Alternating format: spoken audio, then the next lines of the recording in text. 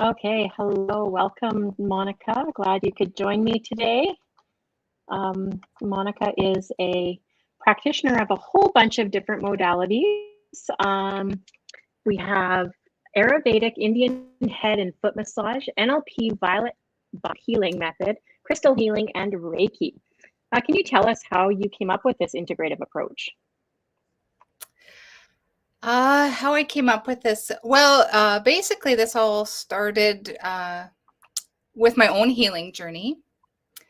As a lot of healers end up starting is a few years ago. Well, I guess 5 years ago, pre-COVID. Pre-COVID, I went through quite a devastating, deep betrayal, a divorce, fragmentating of my whole entire soul basically was shattered. And I just started to build myself up again by dabbling into all these different healing modalities. Different instructors and mentors started presenting themselves to me. And so it all began, like the big part of what I do now happened, I'd say 5 years ago, 6 years ago, maybe even longer now. But I've always been into like natural healing remedies and plant medicine and herbology, like since I was a teenager.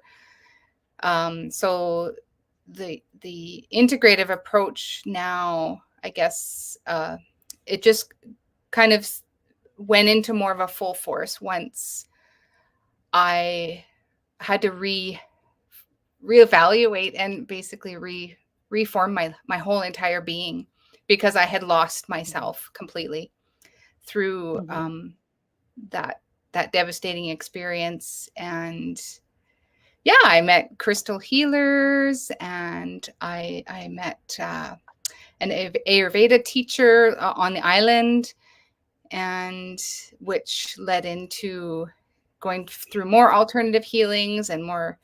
I became a Reiki and body worker, and then I enrolled into priestess school with several women for a whole year, and they taught the violet healing method there. So yeah, it essentially was my own healing process.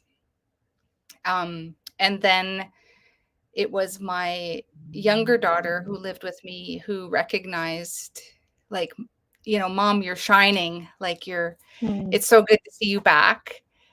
And it was actually my younger daughter who said this needs to be shared.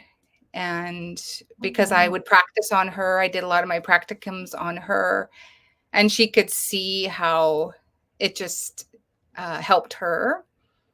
And then so I started to work on her mom, like her friend's mom, and then it kind of branched out to creating a business and having clients. Wow, that's a beautiful story. So why don't you break it down a little bit, each one, just kind of briefly what each one is for us? Sure. So, well, I could start with the Ayurvedic head. It's Indian head and foot massage that I do. So that's an ancient technique from thousands of years ago, derived from India. Very, very old techniques that for the head massage, it actually they massage their babies, and then it started with a mother-daughter connection. And, if you think of a woman from India, you think of long, lustrous, kind of oily hair. And so this process of stimulating the scalp and the hair, and it's quite an intricate process. And then I do the same thing with feet. And that's more of a elimination of toxins and built up negative energy process. And I guess, and it has evolved to men as well now, in some barber shops, and it's even coming into North America now, where some barber shops you'll see they incorporate Indian head massage into a lot of spas. And I haven't seen it advertised around here, so that's interesting. Yeah, it's a bit in Vancouver, in the bigger city. So you might be surprised. There's probably somebody that does it in Kelowna. I'm sure. Mm-hmm. And then the other practices. And the NLP violet heat is what? The NLP, so that stands for neuro-linguistic programming. And that's a technique that was formulated in the early 70s. It's by a man named Richard Brand. And it's basically like a breakdown of your programming, that like neurological programming that you may have grown up with. And it's basically a way, it's like so how I describe it is it's like a guided meditation. And I incorporate sound healing, tinge of bells, and Tibetan bowls. And then I bring in crystals as well to kind of enhance the guided meditation. And it's more of a trauma release is what it is. So that's more of a customized, it's kind of like elevated Reiki is what it is. It's a step above Reiki, because there's sound and drumming and crystals incorporated.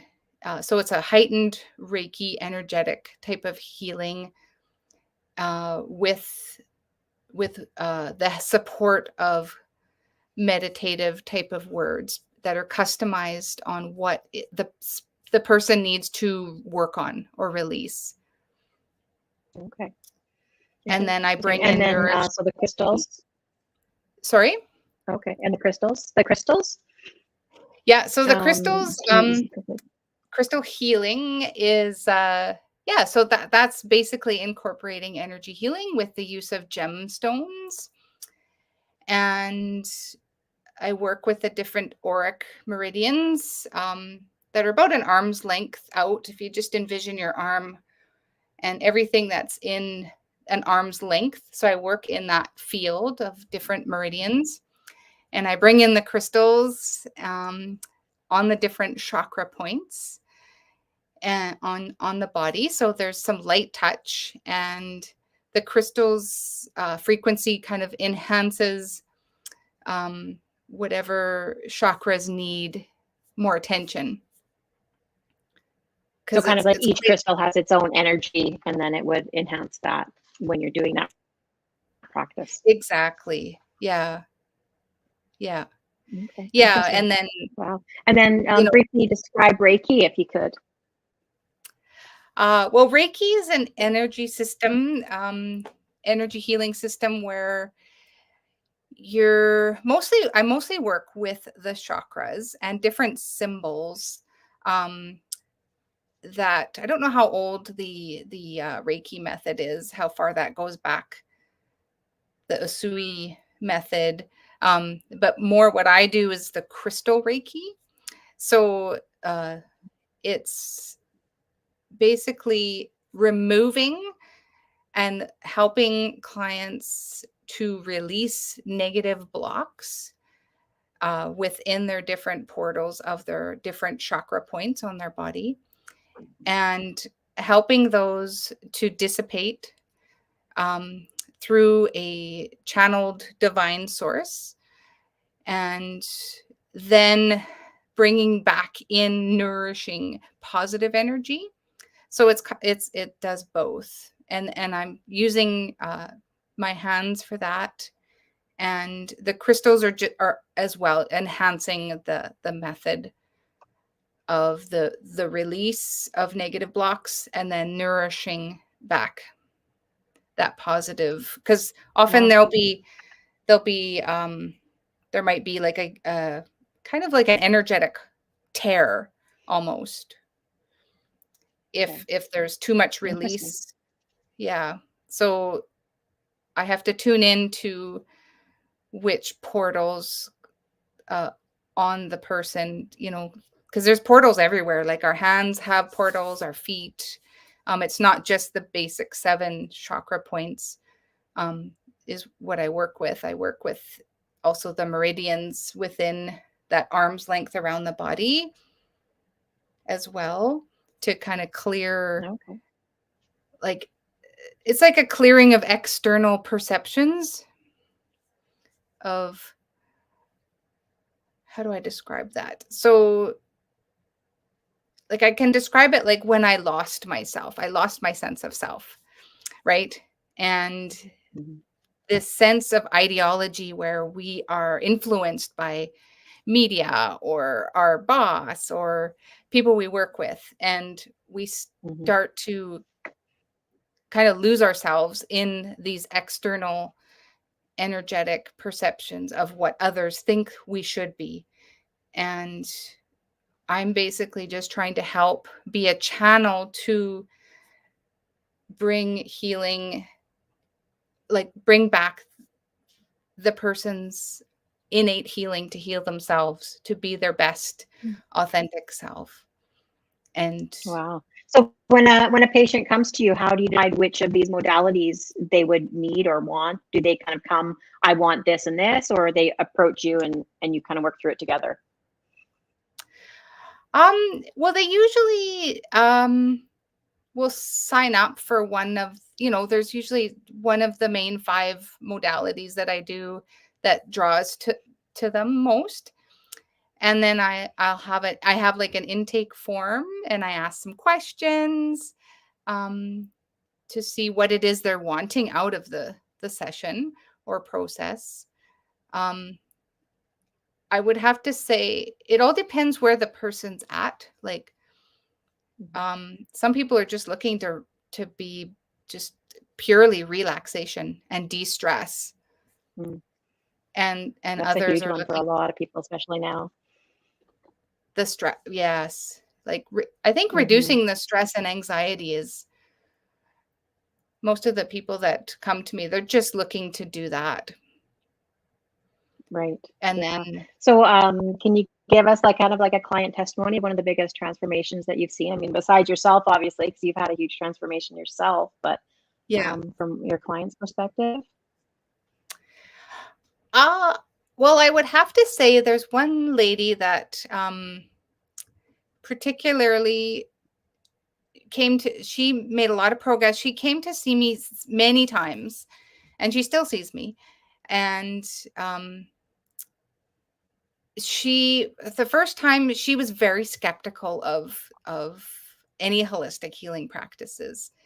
And she had been to orthodox medicine and counseling, and even she signed up for my chakra balance because she was curious about, and she was also drawn to the gemstones. And the first session, she started crying even before we got into the healing room. she was just ready, so ready to release. She was quite, without, like, I have to, with being confidential, she was at a very low point in her life, and she was looking for support, and she didn't quite know why she was out of sorts. And so she came to one session, and we just focused on one aspect of what she had shared with me. And so we focused on that. And then it was a several week process, because we ended up picking different chakra portals each week to focus on until she felt more in balance, and she was able to kind of, it was also more of a trust, building a relationship and trust, because this was all a new process for her. And then she went into NLP healing, and she got deep, and then we got deeper into her healing. And after working with her, she and I know, and I truly believe it, I'm just a channel for her to heal herself.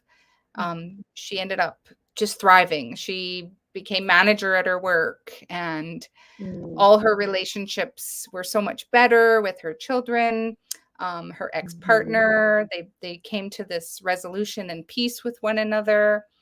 She started to smile, and she started to pursue some of her own passions. Like I watched her go from this very almost depressive, uh, vulnerable state where she was just lost, and then as this process happened, and she was doing work as well between our sessions of her own, because it just made her enhance her own life, and now I see her, and now she just comes to me for the relaxation parts. Like Nice. And it is she feels amazing when you walk into that safe space where you connect with your practitioner and you connect with the safe space, how those releases can just happen. And you don't know why I'm crying, but I'm crying. But it is the beginning of the healing journey. And it is just an absolutely amazing place to start when you can just have that connection right off the get-go and move on from there. So what do you recommend that people do kind of just at home every day to, just kind of do a little bit of that on their own? probably the most simple process would be just one of the simple practices I do just as soon as I get up.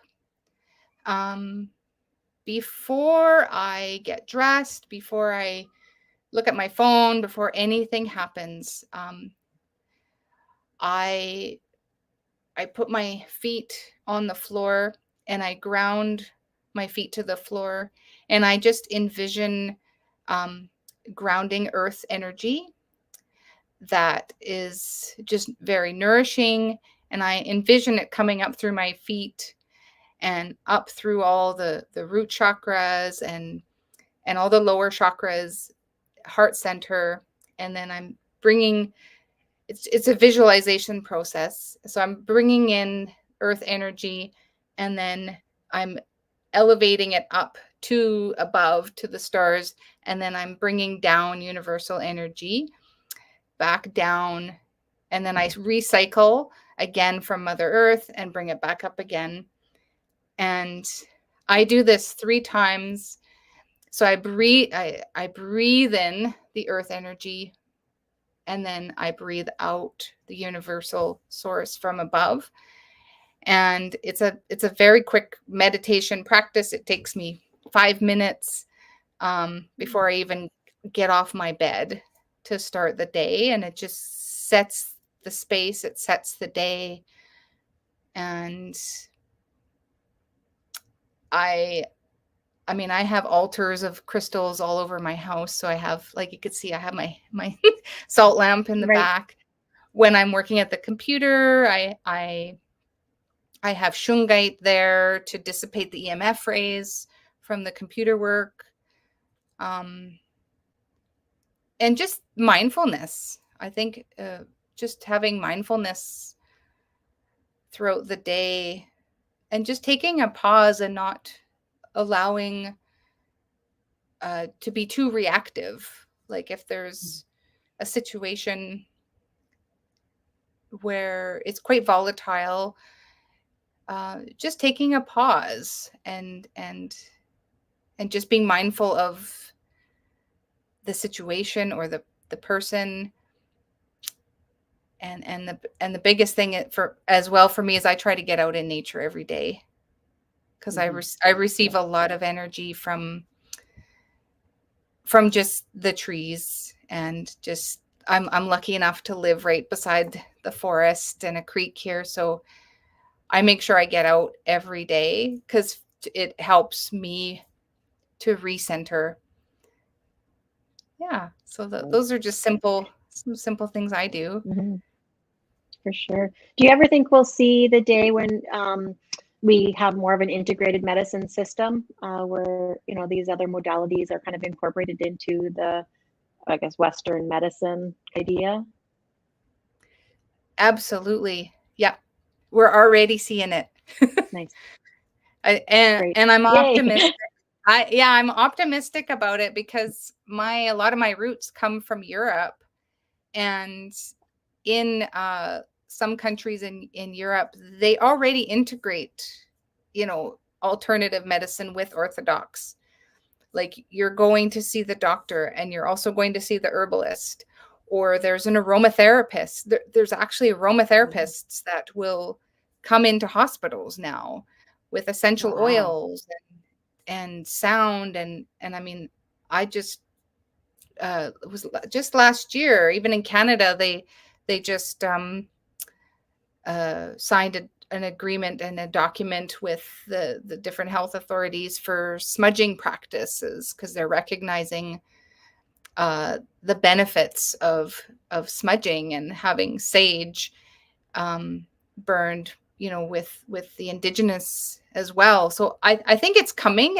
I think it's depends on which part of the country and cities you're in, but I think there's a lot more openness is what I'm seeing. That's very It's encouraging. not just one or the other anymore. Like, I'm seeing a more cooperative type of very environment. encouraging to hear. And so how do people find you and come and see you as a healer and a practitioner? Well, they can find me on my website at crystal-garden.ca. They can call my numbers on there, or they can email me. I am on Facebook, and I'm not big on Instagram, but I'm starting to be a little bit more on there. And as far as in-person sessions, I'm in the new year, I'll be at the Himalayan Salt Cave in Nelson. And I also have a healing space in Rossland.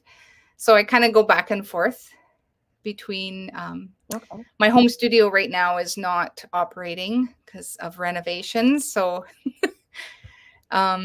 yeah, they could just find me online, and yeah, I'd love to share my practice with others, and hopefully something resonates with somebody out there.